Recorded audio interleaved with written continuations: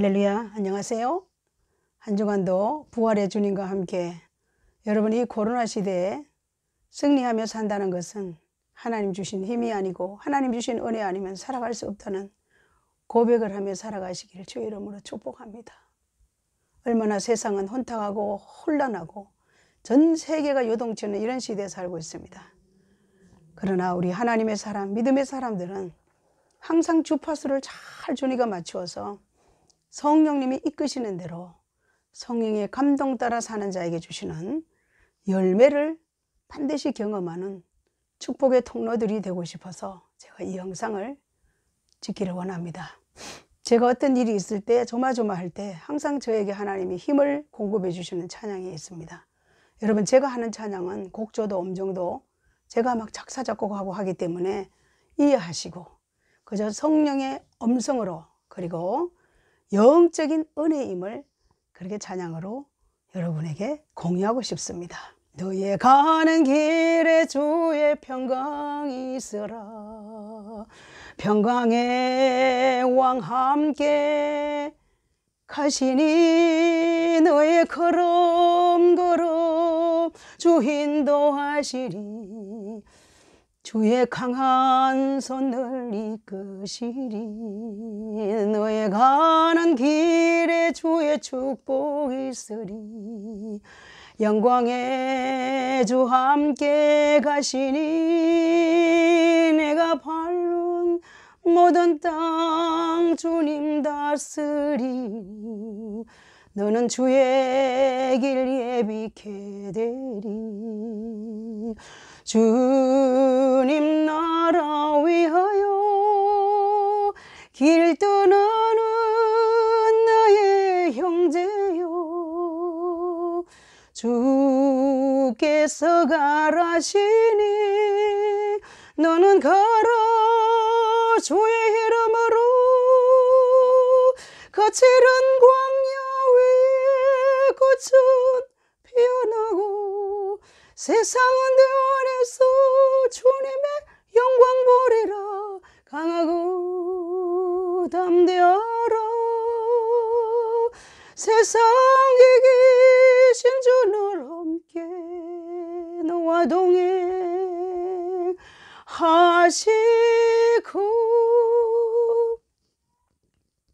내게 새 힘 늘 주시리. 늘 항상 내게 새 힘 줄게. 내가 너와 함께 가시지 않냐. 내가 너와 동행해 줄게. 내가 새 힘 줄게. 그 주님이 주시는 새 힘을 공급받고 지금까지 한결같이 주님만 바라보고 살아온 저의 삶의 어떤 고백입니다. 아, 저 그 어떻게 가요? 두려워요. 안 가본 길인데요. 그때마다 너의 가는 길에 주의 평강이 있어라. 평강의 주 함께 가시니 너의 밟는 땅. 할렐루야. 우리 인생에는 예측할 수 없는 슬픈 이야기도 있고 고난은 절대 누가 좋아하지 않습니다. 그러나 고난이 우리에게 다가올 수 있는 것이 우리 인생사입니다. 우리 교회에 소년 다니시던 권사님이 그때 당시에 30대 딸이 음악 피아노 학원을 하는데 유방암으로 말기가 되어서 아주 미중한 때였습니다. 그런데 어느 날 저 기도회 할 때 또 너 은혜 좀 받아야 되겠다. 그래서 데리고 와서 기도하고 울면서 또 방언도 받고 그런 아름다운 이야기가 있고 삶에 대한 애착도 있지만 영원한 천국에 대한 소망을 끊임없이 심어주고 하나님이 고쳐주시면 또 살아날 것이고 이런 소망을 주고 있을 때입니다. 그런 가운데 어느 날 그 권사님은 오랜 동안 우리 교회 다녀도 저에게 진짜 개인적으로 돈 만 원도 주신 적이 없는데 어느 날 갑자기 하나님이 저에게 감동을 주셨는데 사모님 필요한 거 사세요 하면서 돈이 1, 2푼이 아니에요. 그 당시 50만 원이 엄청난 돈이에요.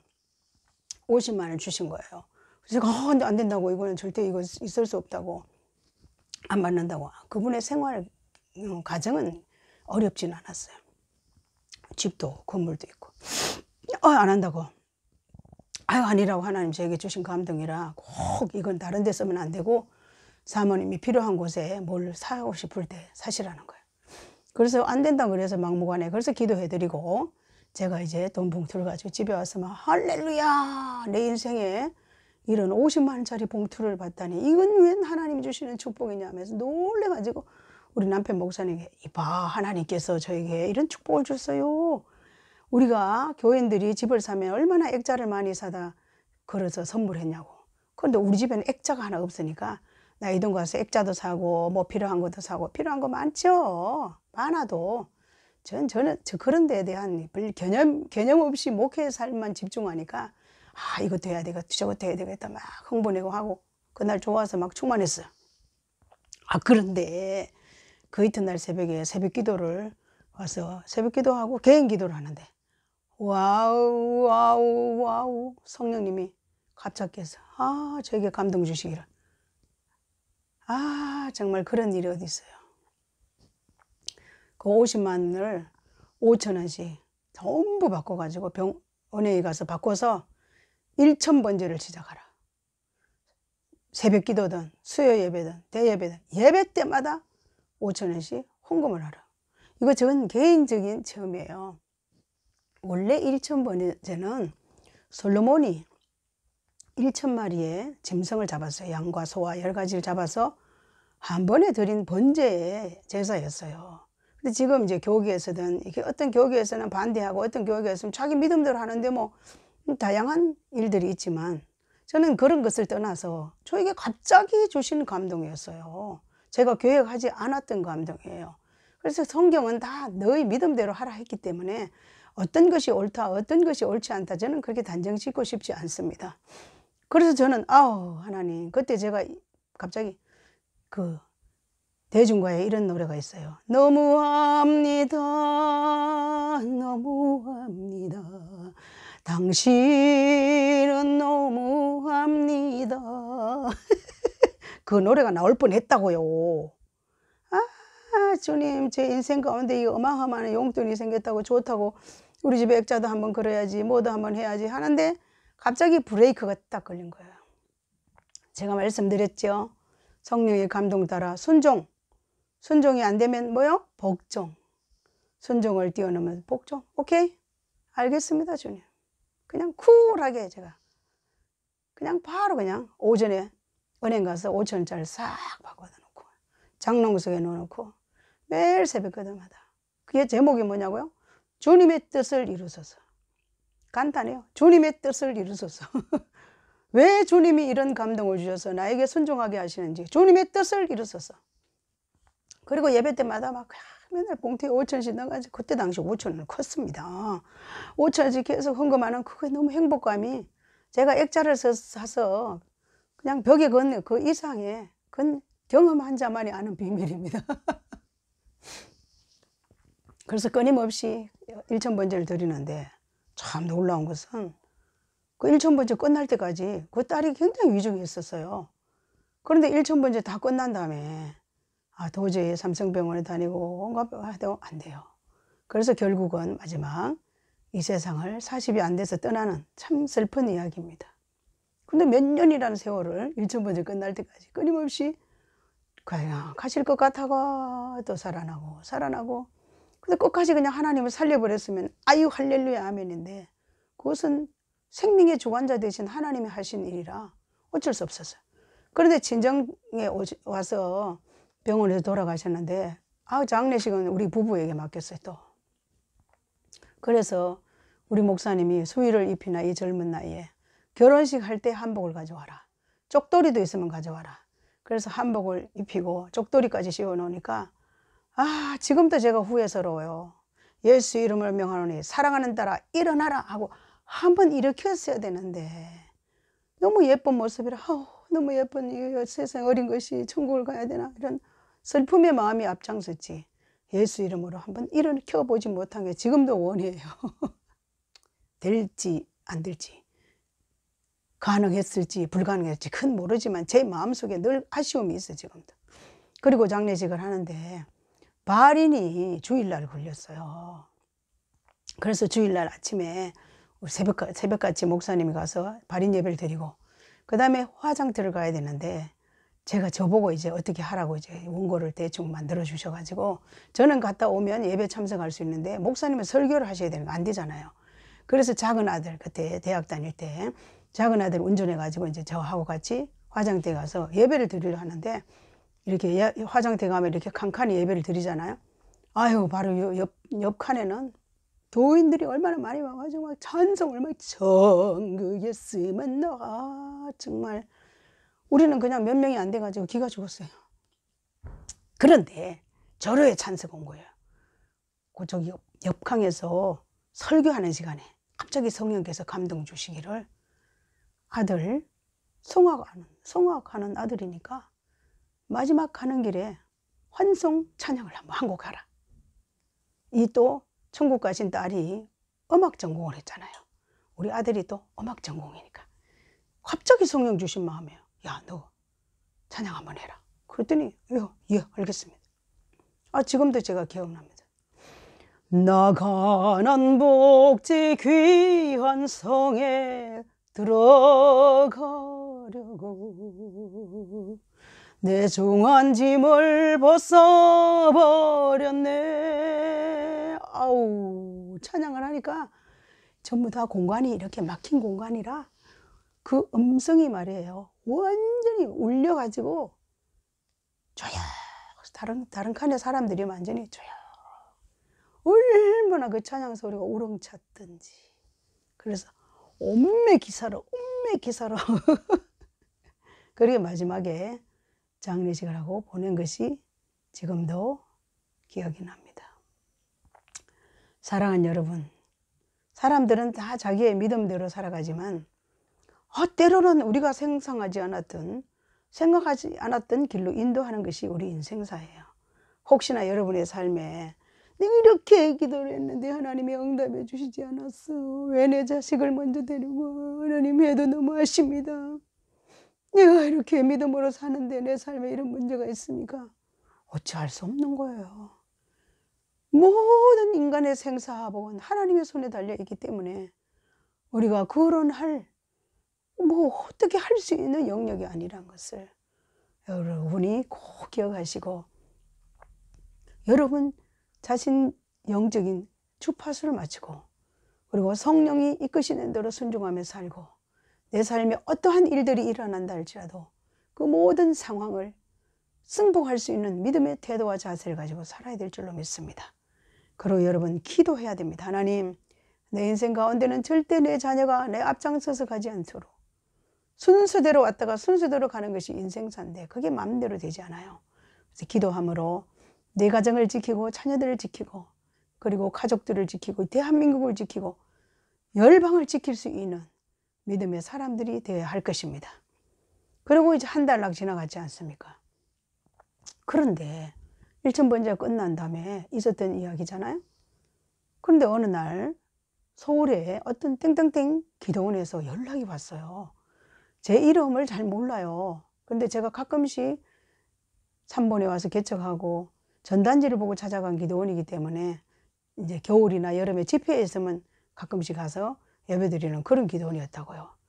그 기도원은 일대 원장님이 죽음에서 자유함을 얻고 죽음에서 살아난 사람이기 때문에 그 권사님이 일생을 가난한 자, 병든 자, 사람들을 위해서 수십 년 헌신했던 기도원이에요. 그런데 우리 한국 교육에서 유명한 목사님들도 그 기도원에 가서 기도하고 그 원장님의 기도받고 출신들이 많아요.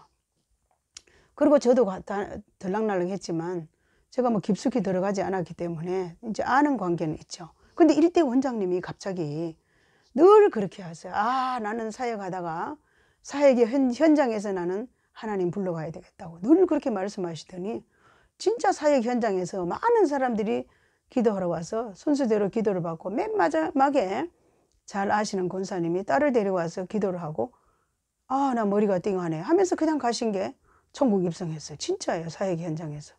그리고 갑자기 가셨는데 이대 원장님이 그리고 1대 2대 원장님이 며느리 목사님이 2대 원장님으로 이제 어머니가 가신 다음에 얼마 되지 않아서 어느 날 기도하시는데 갑자기 하나님께서 영안교회 사모님을 모시다가 성령의 새바람을 일으켜라. 이런 감동을 받았다고 저한테 연락이 온 거예요. 아, 그래, 저는 절대로 안 된다고. 그 기도원이 어떤 기도원인지 그 기도원의 생리를 너무 잘 알고 아주 기도가 강력한 기도원이기 때문에 보통 기도원이 아니에요.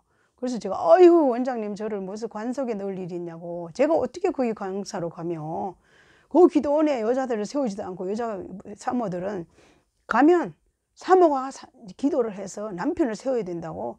사모들은 딱 걸렸다 하면 그 일대 원장님 권사님이 20일 내지 그냥 기본 요금 20일 그 다음에 40일 금식 기도시키는, 아니 무서운 곳이에요.